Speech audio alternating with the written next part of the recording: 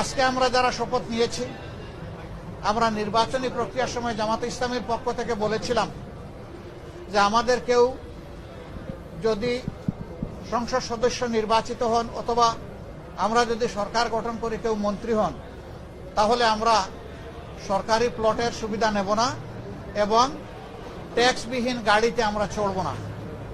আমরা আজকেও আবার পুনর্ব্যক্ত করছি, আমাদের এই সিদ্ধান্তে আমরা অবিচল এবং অটল। আমরা এটা নিব না, এই সুবিধা। এছাড়া বাকি কতটুকু না নিয়ে পারা যায় সেটাও আমরা দেখব। বিএনপি থেকে নির্বাচিত কোন সংসদ সদস্য সরকারি সুবিধা নিয়ে ট্যাক্স ফ্রি গাড়ি আমদানি করবেন না এবং প্লট সুবিধাও নেবেন না। আমি আপনাদের সামনে বলেছিলাম, রাষ্ট্র পরিচালনার সুযোগ পেলে বিএনপি সরকার মহানবীর ন্যায়পরায়ণতার আদর্শ অনুসরণ করবে।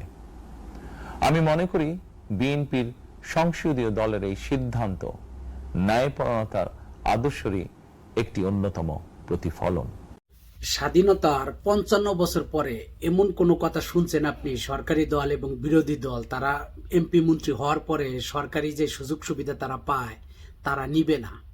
আপনি কি মনে করেন এই কৃতিত্বটা কার জন্য এই সুযোগ সুবিধা কেউই নিতেছে না? মানে একজন নিলে আর একজন দোষী হয়ে যাবেন, এই জন্য নিচ্ছেন না। এটা একটা পরিবর্তন।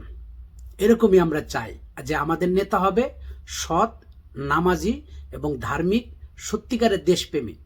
ঠিক আছে, ভিডিওটা ভালো লাগলে আপনারা শেয়ার করবেন ইনশাআল্লাহ।